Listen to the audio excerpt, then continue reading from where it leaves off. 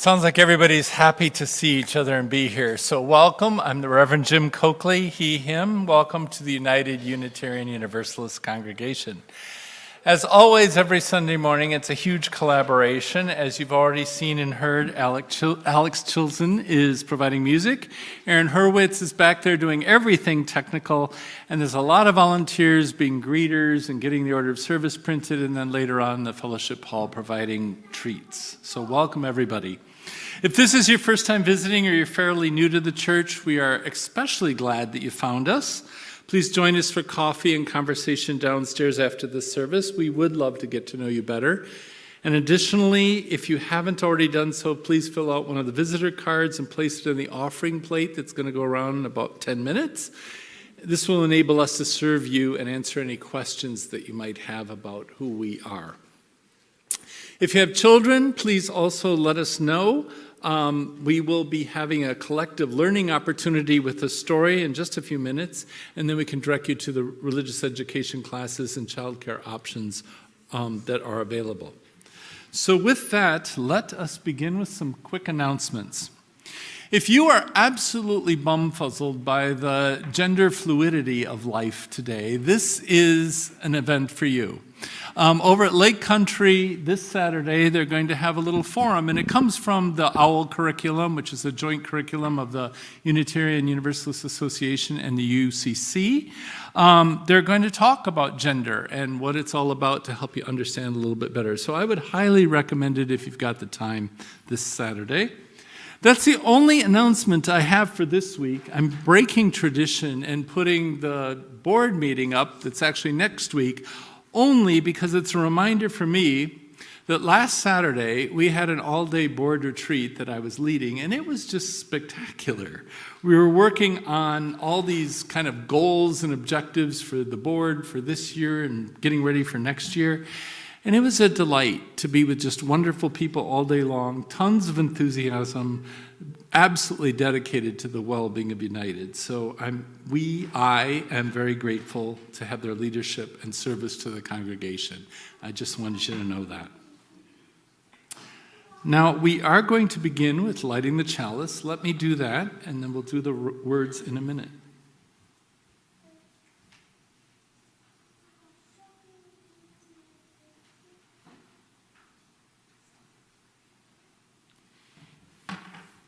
These happen to come from a friend of mine that I went to seminary with, the Reverend Greg Pelley, called Thirsty. Please say him with me if you can. As we light this chalice, may all who gather here be filled with joy and hope, filled with compassion and love, so that we may pour ourselves out into the world. The words I chose today for the call to worship come from the Reverend Dr. David Breeden. If you don't know that name, he was the retired senior minister at the First Unitarian Society of Minneapolis. With dirt on our hands, come into this moment as if stepping into a garden at dawn, quiet, tender, open to what may grow. Let compassion be the flower we bend toward. We return as if returning to the soil, hands in the dirt, willing to tend what needs tending. Here today, we gather to remember that the most delicate blooms require daily care, that attention is the water of love, and that we are still learning how to care. Come, let us begin again in love, tending the garden of the heart and the heart of compassion. Our gathering song, I'm told, is one you're familiar with. It's probably one of the most Buddhist-influenced songs in our hymnal. It's number 1031 if you need to follow along with the music. But I just want to point out, if you're not used to it, there are 3 verses, even though only one is printed. If you look at the fine print down below, you replace one word each verse. So it's, may I be filled with loving kindness, may I be well, and so forth. The second verse is, may you be filled with loving kindness, may you be well. And then the third verse is, may we be filled with loving kindness, may we be well. So Alex is going to play it once to get it in your head. Please rise as you're able, and let's do all 3 verses.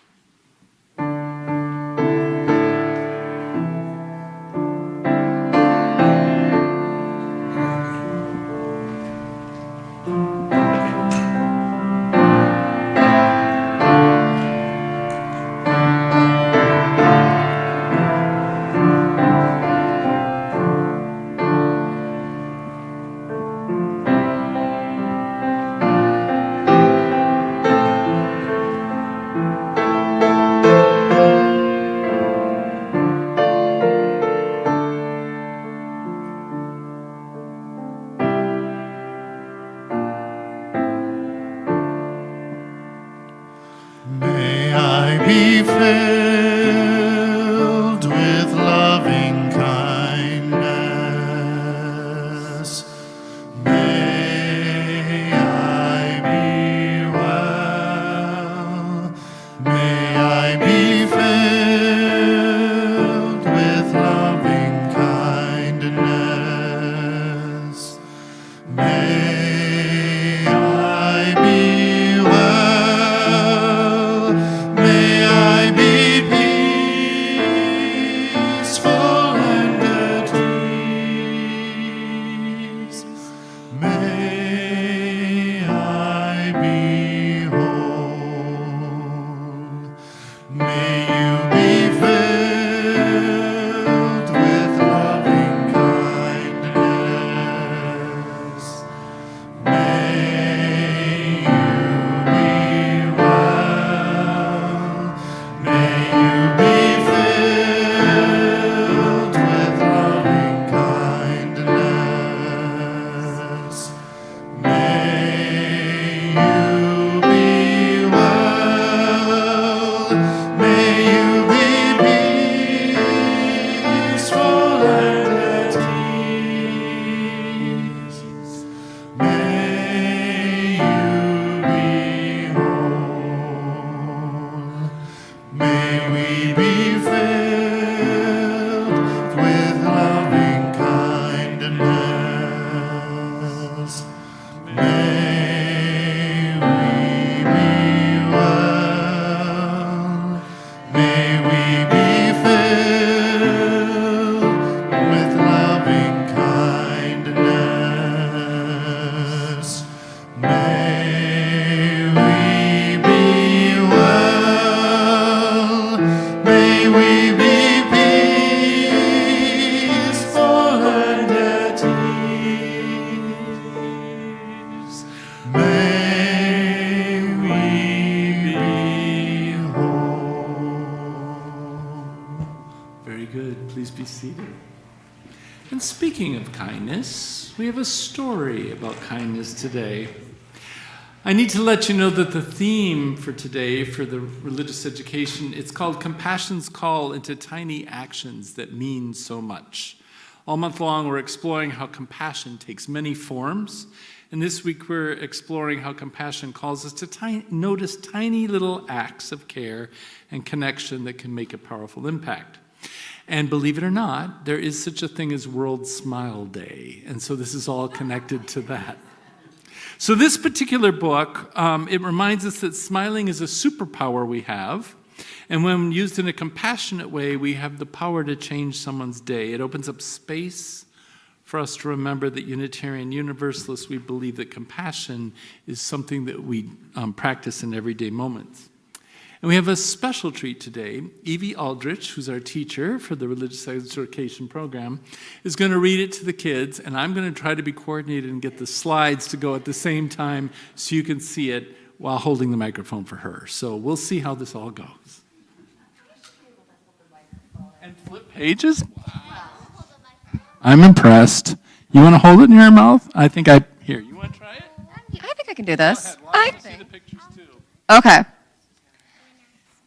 What was it? Can you read that first page? When I smile. When I smile. So this is a book of kindness, okay? But first, what are some things that we see on this page? What are some things we see on the cover? Go ahead, Anakin. Okay, so we see an animal over here. But what do we see on their faces? Oh, they're smiling. Good job. So everybody on this front cover is showing a smile.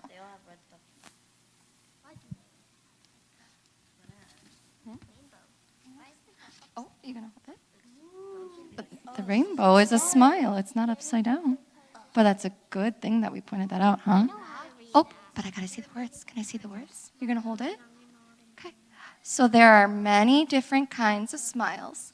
Young and old, dreamy and playful, beaming and shy. Every smile is an amazing gift, a shining sun that can spread kindness and light up people's hearts, even when the sky is gray. That's what my grandpa taught me. Would you like to read the next page?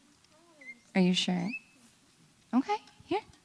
When I first smile in the morning, close. When this smile is soft and sleepy, like a cat gristle. When I smile, my breakfast smile, I'm saying good morning. Buenos dias to my family as we eat and get ready for the day. Good job, thank you. Who would like to read the next page? Anna, can you come over here? You want to read it? Here. The next smile comes from my little sister on the way to school. Some mornings I'm worried as we walk there. Will we get to school on time? What if class is too hard today? Luckily, Lily is in a good mood. She smiles and it puts courage in my heart. Thank you, Lily. I'll hang on to your smile all day long. Hold on, let me read that. I want to read the next one, okay? As soon as I see my friend Margaret, we can't help but smile at each other. Both our mouths turn up like huge rainbows. Oh, now we know why there's a rainbow that's upside down, right? We bob our heads back and forth, stick out our tongues, and start to giggle. We share everything as friends, even our goofiness. Can I turn to the page? Riley, would you like to read it? Can you read it? Do you want to hold it while she reads the page? Do you want to read another page? Not all my smiles are silly, though. Sometimes my smile is a bit quieter. This smile is just a little lifted corner hidden behind my hands. It spreads across my face slowly and isn't easy to see. When I smile this smile, it's more delicate and comes out when I'm nervous or shy. Okay. Can I turn it? Okay. Some smiles are small and more polite. These are the smiles that Lily and I give to people we don't know as well, like the lady next door or the gentleman downstairs. It isn't always easy to be so well behaved. Still, I like to brighten someone's day when I can. Can you turn that here? You want to read it again, Anakin? You want to hold it for him? My smile also help me. My smile can also help me. Liana. My smile can also help me meet new people and start a conversation. No, don't you dare. Conversation. Stop. It's okay. You're okay. I'm not doing it now. It's okay. And start a conversation. What's your name? Do you want to play with me? And how about you? And you? With my brave smile, I can go anywhere and do anything. Explore a magical garden, tropical jungles, sunny beaches. And thanks to this smile, I can make lots of new friends along the way.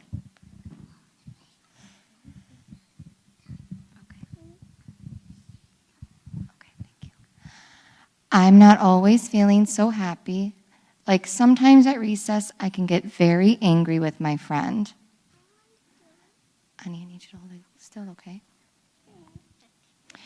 When this happens, it feels like our friendship is frozen over. I don't know what to do. What if I offered my friend a big smile of peace to show I'm sorry and want to make up? 1, 2, 3, smile. This smile helps melt out our frozen hearts. You want to hold that? Okay. When I'm with my grandma, our smiles are like swings. They go from her to me, from me to her. This smile is full of tenderness. This smile is a way to say, I love you. Now can you turn?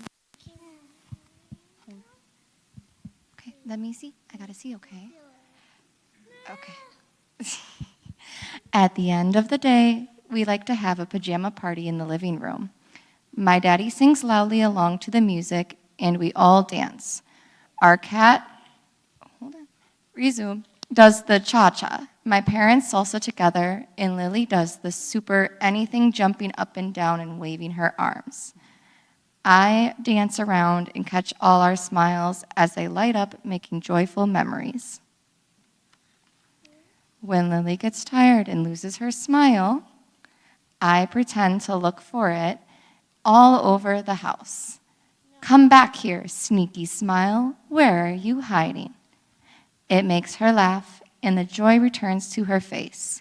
You see, I tell her, your smile is a friend, and it never goes very far. You want to read the last page? Okay. No, I want to. You can't. You already have to work on our reading, though, honey. I know how to read. Okay. Hold on. Come on. Go ahead. Oliver, with the book. Okay? And sometimes after I'm tucked in at my bed at night, I smile just to show a little kindness to myself. I think about a beautiful place, about animals, and about all those I love. And when when I smile this time, my heart shines bright like a huge star, making me feel so happy. How do you feel when you smile? Good job. Okay. I know. You gotta give it back, okay? Thank you, guys. You want to go down? Okay. Go ahead.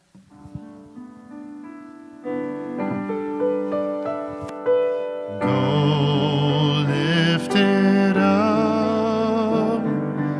Love bless your way.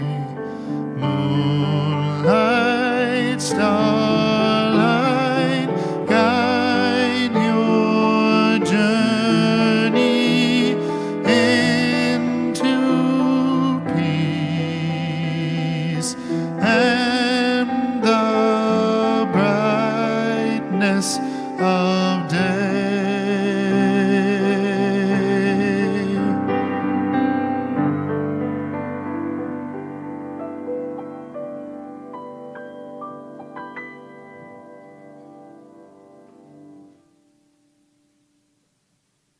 And now we move into what I think is one of the most sacred.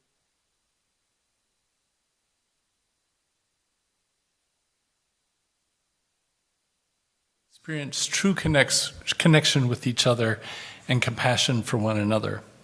If you have something to share, please come up forward. And if you need me to come to you, I can get the cordless mic and bring it out to you as well. Come forward to the microphone, state your name, and tell us what's on your mind. And as you do so, take a stone from the from this bowl and place it in the bowl with the water. And so the symbolism is that it ripples out, so everything gets shared with the community. So please come forward now if you'd like to share a joy or a sorrow.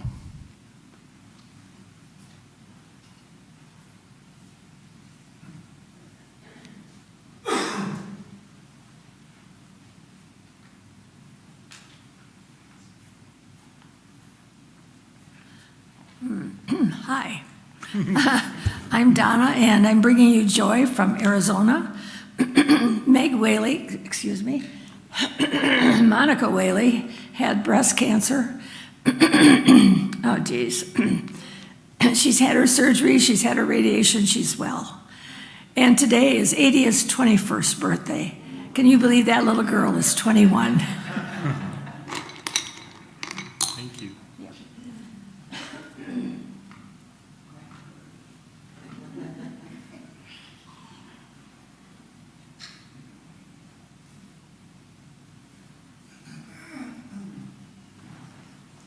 My name is Phyllis.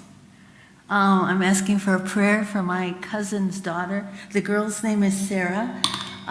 She's 32. She's had girl problems since she was a teenager. She finally was scheduled for hysterectomy. She had surgery September 5th and her heart quit beating, so they had to stop and take care of her heart. And then she saw a cardiologist and a neurologist, and she's healed, and she had surgery again on the 3rd, and her heart quit again. So they revived her again, so prayers for Sarah, because she's suffering physically and mentally and emotionally and everything.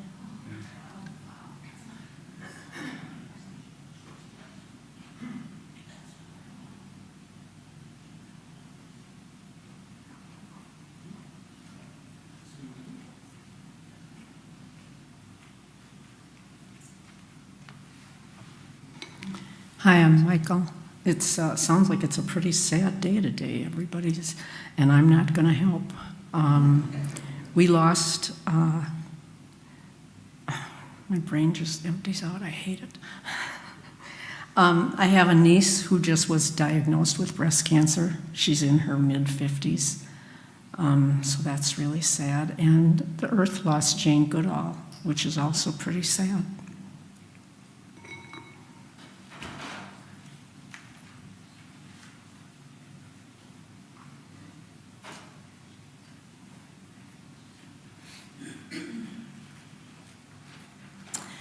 Good morning. I'm Sue, and yes, we did lose Dr. Jane Goodall, and that is very sad. And I have a couple quick quotes. Quote from Jane Goodall: "Every single day you live, you make a difference. You can't live through a day without making a difference. So take that thought with you and have hope." The next quote: "Each one of us matters. Each one of us has a role to play, and millions of small ethical choices made by millions of people around the globe move us towards a better world." Amen. So here is to Dr. Jane Goodall with thanks and appreciation, and hoping we can all keep moving it forward. And I have a joy. I have a big joy. After 13 years, my youngest granddaughter's 13, we're going to be grandparents again. From our youngest daughter, who thought she would never have children. So we are thrilled. So just pray that little raspberry blooms, and I'm holding a baby in May. Yay.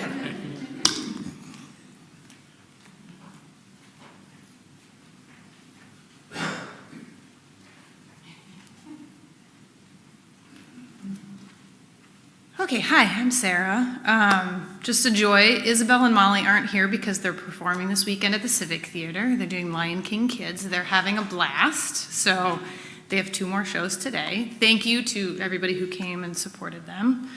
And they'll be very excited to tell you all about it next week when they're back. Be sure to ask them about it. They did a fantastic job. Thank you.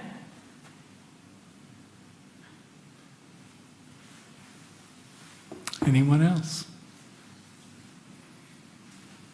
Okay, I'm going to put in one more stone from the unspoken joys and sorrows that we carry in our hearts but don't seem to want to share with other people. That's just fine. And I'd like to take just a moment of silence, and if you could join me in meditation, centering, prayer, whatever is your tradition, to lift up all that we've heard or has been unspoken on your heart.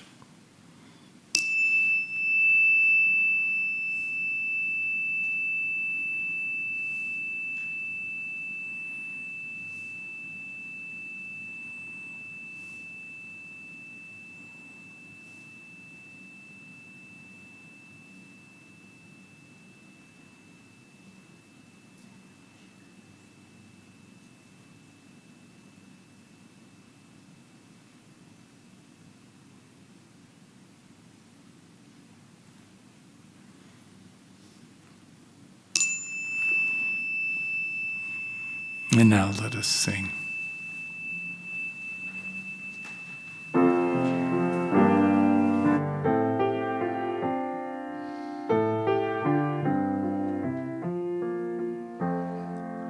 Walking, walking with you, walking with you is our prayer.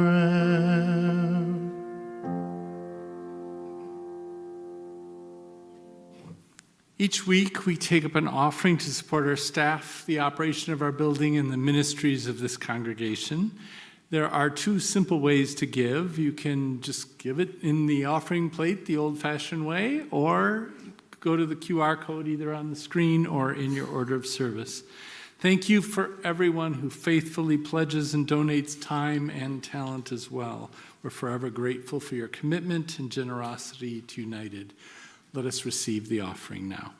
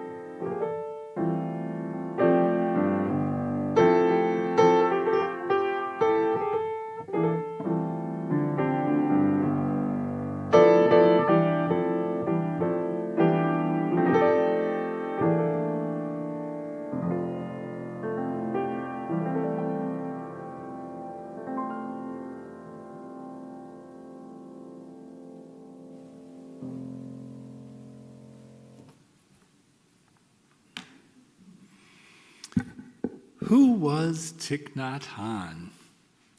I need to say that the source of this reading is from the website for Plum Village. And Plum Village is a global community of mindfulness practice centers founded by Thich Nhat Hanh. Zen master Thich Nhat Hanh is a global spiritual leader, poet, and peace activist renowned for his powerful teachings and best-selling writings on mindfulness and peace. He was a gentle, humble monk. Dr. Martin Luther King Jr. called him an apostle of peace and nonviolence when he nominated him for the Nobel Peace Prize.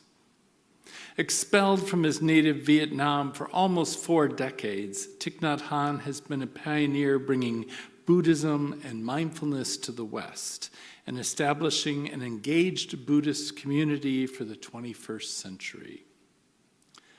Thich Nhat Hanh's pioneering teachings on mindfulness, interbeing, and engaged ethics have opened new ways forward for meditations, peacemakers, activists, educators, business people, and politicians around the world.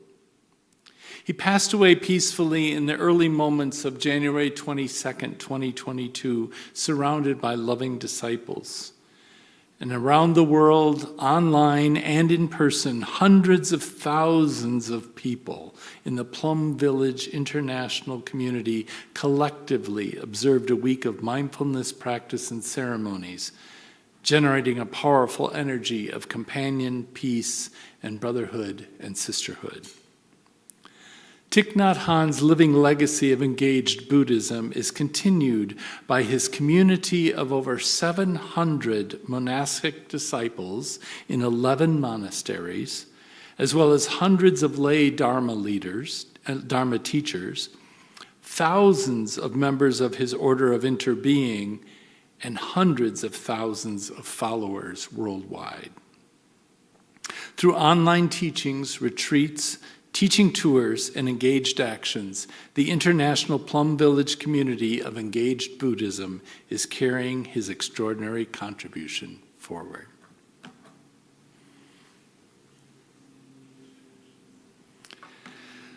Cultivating compassion and Thich Nhat. So if you haven't figured it out by now, October's Soul Matters theme is cultivating compassion, and this congregation follows the Soul Matters themes.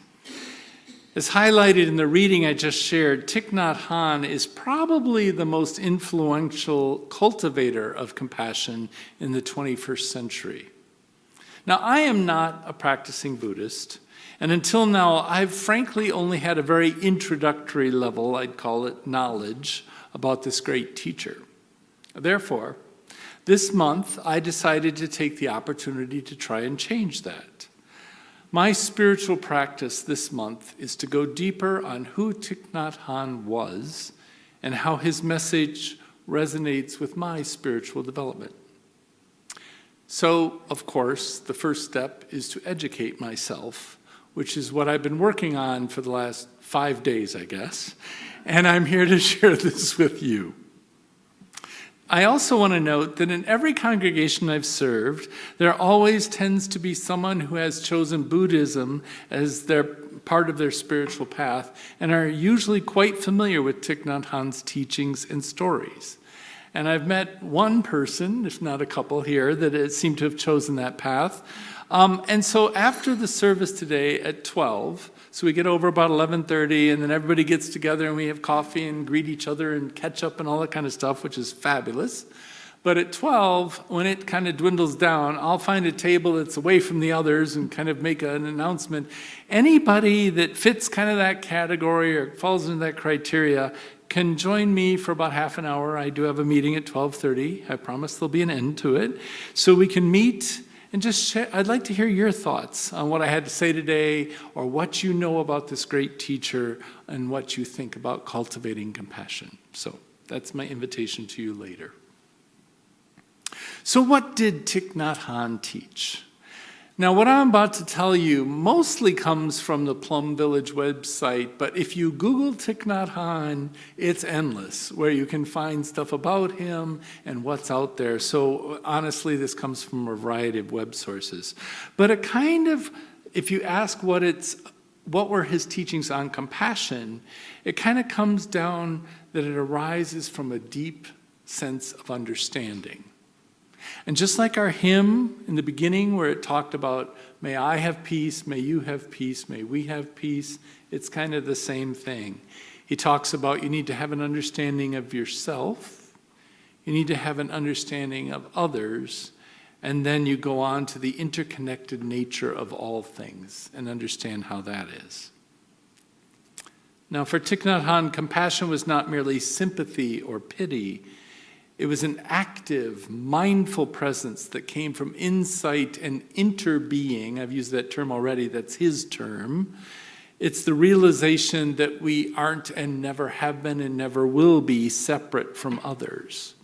And so therefore, their suffering is also our suffering. So what I was able to glean is 4 key or core teachings on compassion. So I'm going to read you basically a summary of what the teaching was. And then I Googled, well, what was his favorite story that he's a big storyteller, right? So what was his favorite story that he'd often use to narrate this? So I'm giving you that story, or an abbreviated version of it. And then a little bit about my personal journey in the weeks before leading up to this as I thought about it. So the first core teaching is understanding is the foundation of compassion, kind of the overarching theme. But he goes a little bit different here, and I thought this was intriguing. He said, understanding is love's other name, meaning if you don't understand, you can't love. He emphasizes that to be truly compassionate, you must deeply understand the roots of another's suffering and not just react emotionally. The story, I guess, that he often told is the story of the young pirate and the girl. And I'll warn you, it's a little bit of a disturbing story. He tells the story of a Thai girl who was raped and killed by a pirate, which, of course, deeply disturbed him. Now, his followers, knowing that he's usually pretty calm as a cucumber, kind of expected anger and rage, but instead he said, "I wanted to side with the little girl, but I could not take sides. I had to take the side of the pirate, too." Now, he went on to explain that in most cases, being a pirate is not a preferred profession once you get out of like being 4 years old, right? That it's usually a really rough life and you die pretty young. So he said that the pirate had likely grown up without love, education, or support of any kind and became a pirate out of desperation. Now, it's not to excuse the act. That was horrific. But it's to show true compassion sees beyond the hatred and recognizes the suffering of all involved. So instantly, my thoughts on this, I went to our current society that's so polarized and politicized. What is being said and done today is beyond everything I personally have experienced or have been taught growing up. It's beyond everything I believe and hold dear as a Unitarian Universalist who tries to live my life by our shared values and have it be love-centered. And I am frequently struck by the amount of vitriol and hatred that has become so prevalent on both sides of the extremes. And I always step back and think, my Lord, it takes an awful lot of energy to exhibit that kind of hatred and to keep it up constantly. I'd be exhausted. So it's obviously there's something behind that. Why are some people so angry? What is their experience that leads them to these conclusions and these actions? I mean, think about it. We just heard that people are going to have babies soon, right? Babies are not born to hate. We learn to hate from something, from people around us, from our experiences. So it doesn't excuse the actions, of course, and it doesn't allow me to ignore the horrible implication of all that's being said lately. But perhaps, if I seek to understand where they're coming from, I can be more effective in dealing with it, or hopefully more effective at hanging on to compassion, hanging on to my humanity and our collective humanity in the process. So his second core teaching is titled Listening Deeply and Speaking Lovingly. He often taught about deep listening and loving speech as tools for developing compassion. He said these practices help remove understandings and alleviate suffering. Now, there were a lot of stories that he told that went with this, but one of them I really liked, and it has nothing to do with speaking, and it has to do with maybe listening deeply, but hang on a second, it's more about your presence and breathing. It's called Mindful Breathing with a Crying Child. Thich Nhat Hanh often told the story of picking up a crying child and holding him close, and then just breathing with him, mindfully and slowly. The child would eventually calm down, not because of anything he said, but because of the calm, compassionate energy he offered. So the teaching, the takeaway, is presence, not words, is often the deepest form of compassion. And that would include merely listening deeply. So my thoughts on the mindful, loving presence. Surprisingly, I find this to be challenging in our society and culture. As a minister, it is always my intention to listen deeply and speak lovingly, but sometimes it's easier said than done, I have to admit.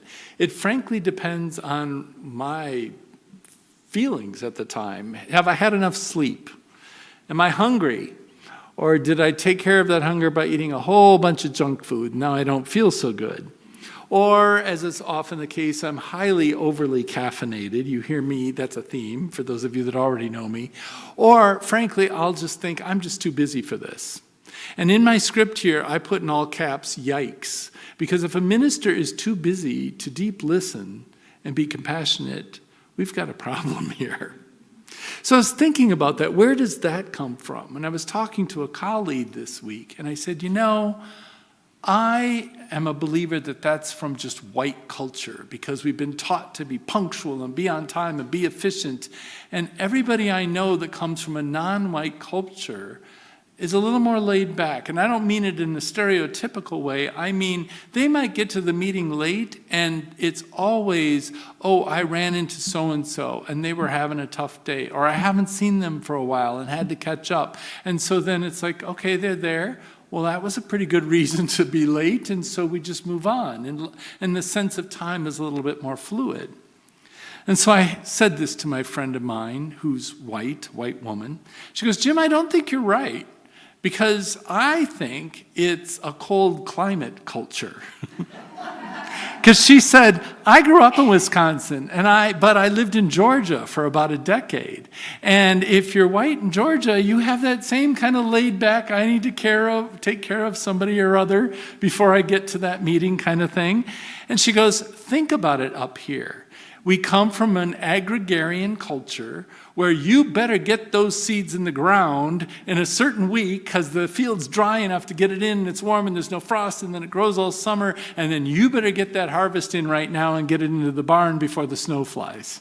So we've just been programmed like the little squirrels that have to bury their nuts before the winter comes. It's just that kind of a thing. So it made me stop and think about that it's just a learned behavior. It's the culture I've been brought up in.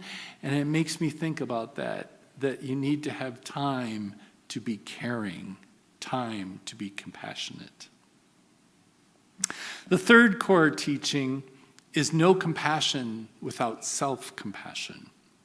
He insisted that in order to be truly compassionate towards others, we must first recognize and care for our own suffering. It's quite logical. It's almost a psychological tenet. Here the story is the baby and the angry mother. In this story, a mother becomes angry and says terrible things to her child, which of course later she deeply regrets. Thich Nhat suggests that if we look deeply, we see the suffering in the mother that caused her to act that way. And the teaching is when someone causes suffering, it is often because they are suffering themselves, and understanding this is the first step to compassion.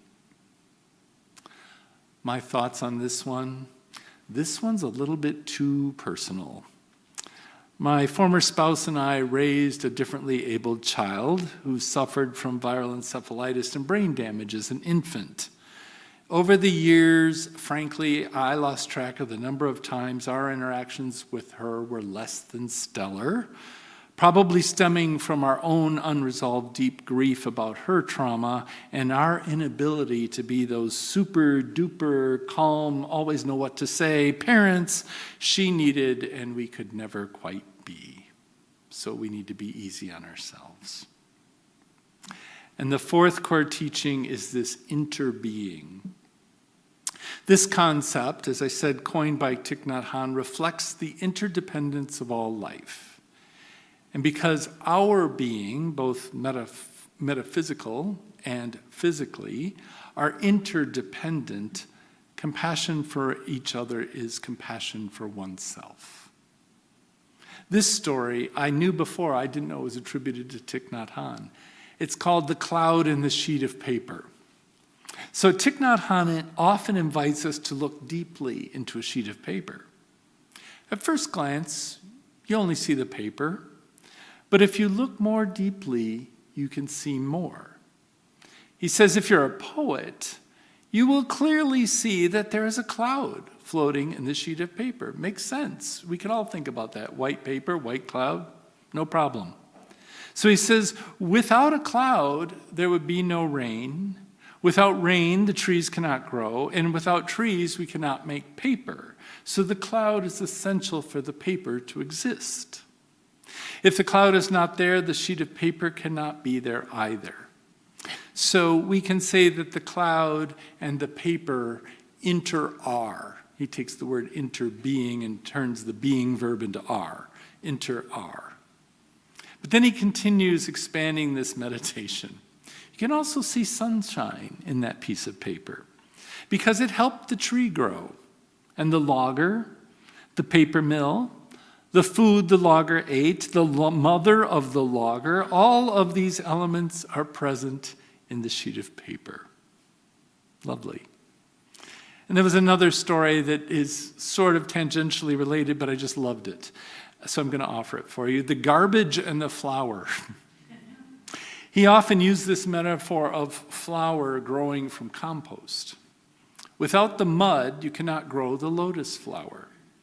And the teaching is basically the suffering is the mud, is necessary for compassion, the lotus, to bloom. We must not reject the garbage, the mud in ourselves or others, but help to transform it. So my thoughts on interbeing, this one's easy. We have a Unitarian Universalist shared value called interdependence. So I think we all kind of grasp that. We talk about it all the time. But in the context of most of the folks I've met that are Unitarian Universalists, we talk about it in the context of the environment, that we are related to the trees, the rocks, the streams, the air, the interconnected of all of us, to try to counter the belief in our society that humans are superior and the world is ours to dominate.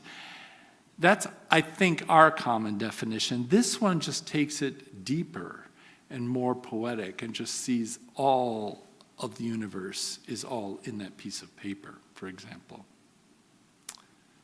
So I'm going to close today with an invitation for you all. This is the summary of my spiritual journey so far on cultivating compassion. Probably the thing I've encountered the most is a deep humility for this amazing teacher. Even as a young man, he demonstrated the wisdom and compassion for someone far older and more experienced. I've only scratched the surface, but come on, it's a good start. So I encourage you to join me in a similar spiritual journey this month. Take the time to learn and ponder about Thich Nhat Hanh. And I don't know if you've picked up the packet for this month. That's a good way to start. One of the spiritual exercises in there is what we'll be doing as a group the next time I'm here in 2 weeks. We're going to take one of his most famous poems and just read it and see what turns up, like that sheet of paper.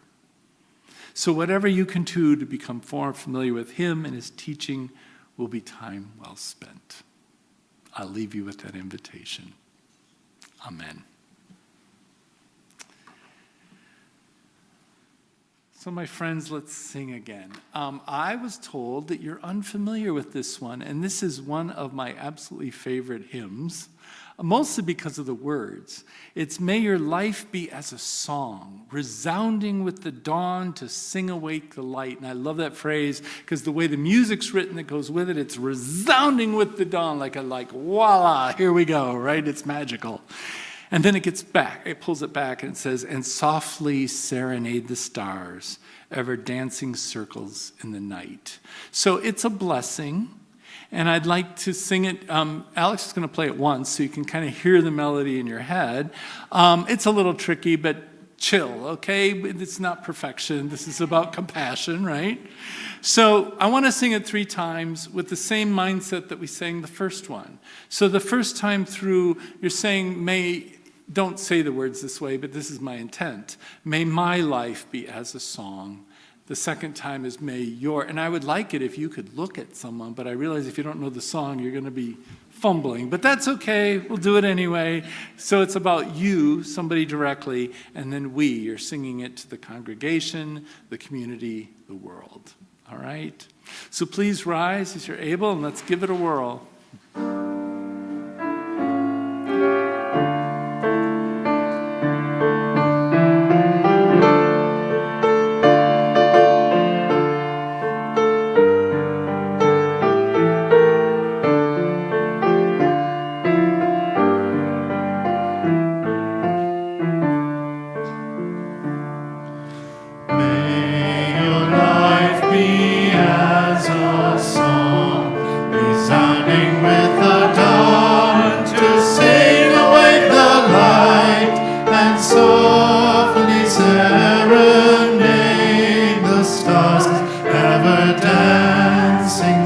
circles in the night. Second time.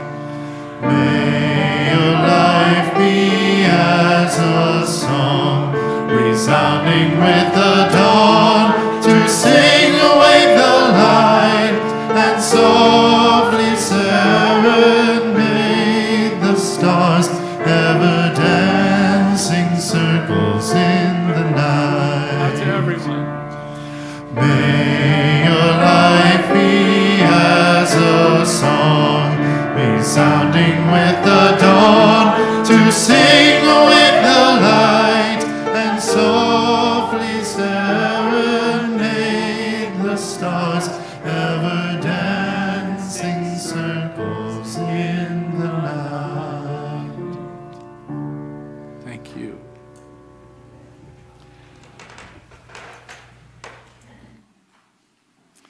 My closing words today are from the Reverend Michelle Collins. The work continues, so please join me with reading them with me on the screen if you can. This flame ends, but the work continues. May our hearts remain open as our practice of compassion grows stronger with each passing day.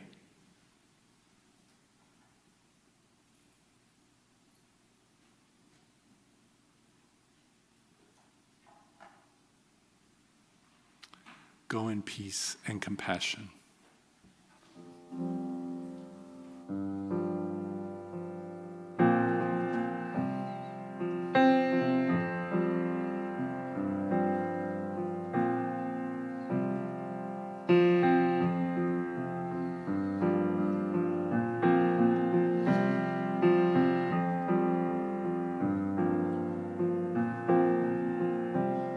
I'm trying to tell you something about my life. Maybe give me insight between black and white. And the best thing you've ever done for me is to help me take my life less seriously. It's only life after all.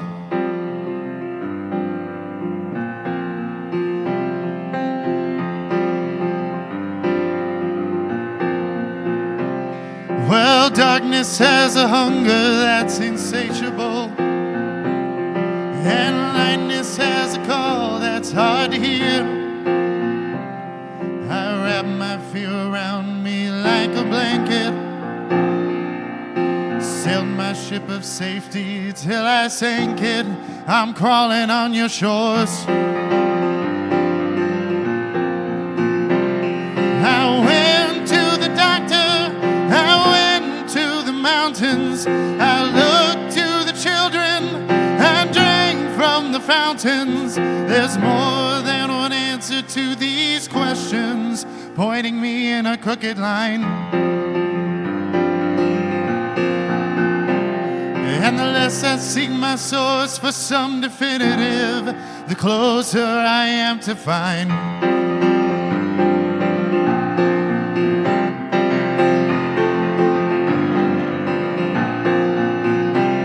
I went to seek a doctor of philosophy with a poster of Rasputin and a beard down to his knees. He never did marry or see a B-grade movie. He graded my performance. He said he could see through me. I spent 4 years prostrate to the higher mind. Got my paper and I was free. I went to the doctor, I went to the mountains, I looked to the children, I drank from the fountains. There's more than one answer to these questions, pointing me in a crooked line.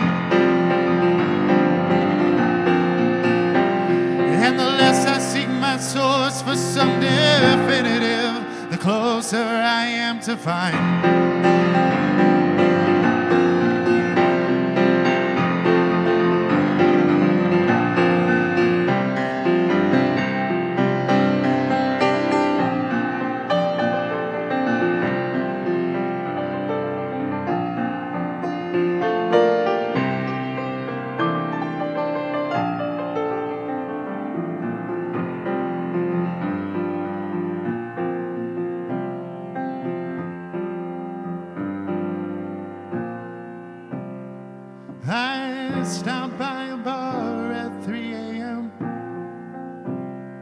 to seek solace in a bottle or possibly a friend.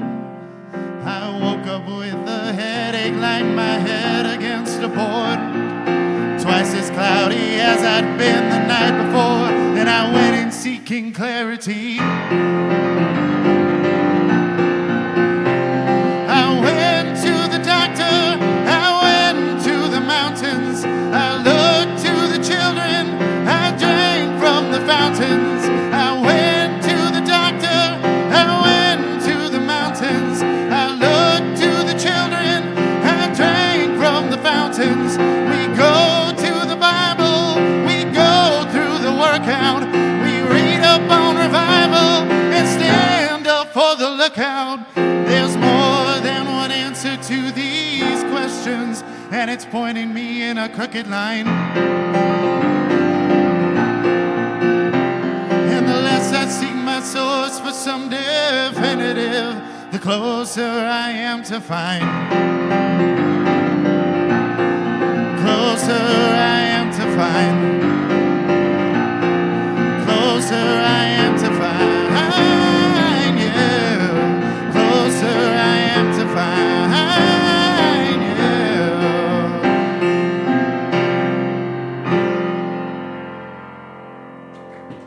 Thanks. I love that.